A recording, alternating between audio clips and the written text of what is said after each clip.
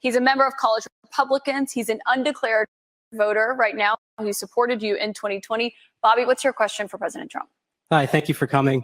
This is a bit of a pivot, but with gun violence and mass shootings in the news cycle recently, I'm worried that state governments and the federal government are going to act to repress gun rights. Under your administration, you instructed the Department of Justice and the ATF to ban bump stocks. If elected president again, how would you act not only to defend our Second Amendment rights, but to restore rights that have been taken from us, such as, by example, recently the ATF's ruling on the pistol stabilizing braces? Yeah, as you know, the bump stocks are actually a very unimportant thing. And NRA, I went with them and they said it doesn't mean anything. Or actually, all they do is teach you how to shoot very inaccurately. So we did that.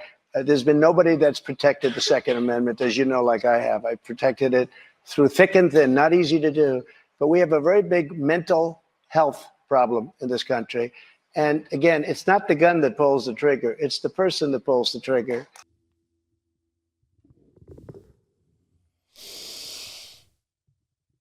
Can you be more out of touch than this man?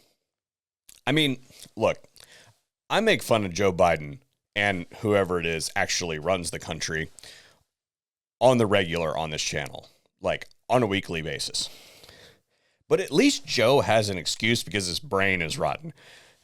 Donald Trump has no clue that he just spit in this young man's face, because clearly it is important to Bobby that the bump stock was banned, because Bobby is in touch with the reality of the ramifications of abusing executive power through the DOJ and the ATF to use executive fiat to just randomly change rules. The exact same thing that is going on right now, as Bobby pointed out, using Donald Trump's playbook to go after you right now. We've talked about this ad nauseum at this point. This man does not care about your rights. He never cared about your rights, and he went as far as to say exactly what we knew all along, which is he had no clue, and he just went along with whatever the NRA said.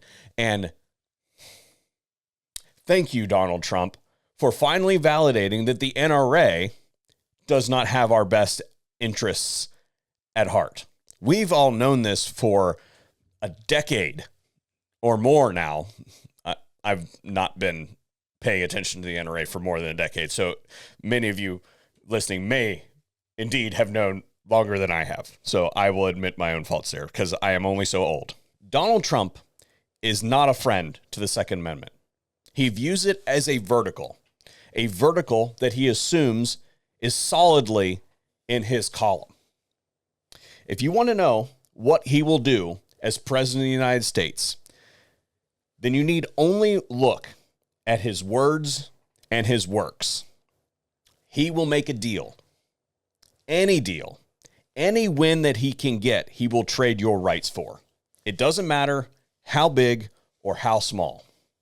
Again, Donald Trump and the NRA wrote the playbook that is currently being used against you by Sloppy Joe.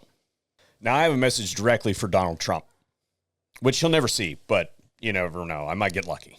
Sir, I was there when you promised that the war on the Second Amendment had come to a crashing end. As in, I was in the room.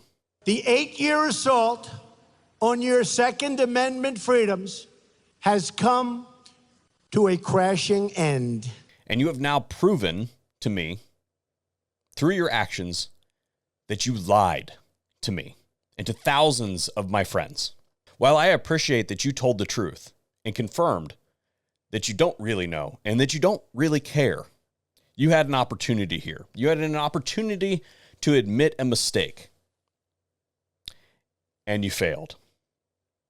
So if you are on the ballot in 2024, I will be leaving that space blank.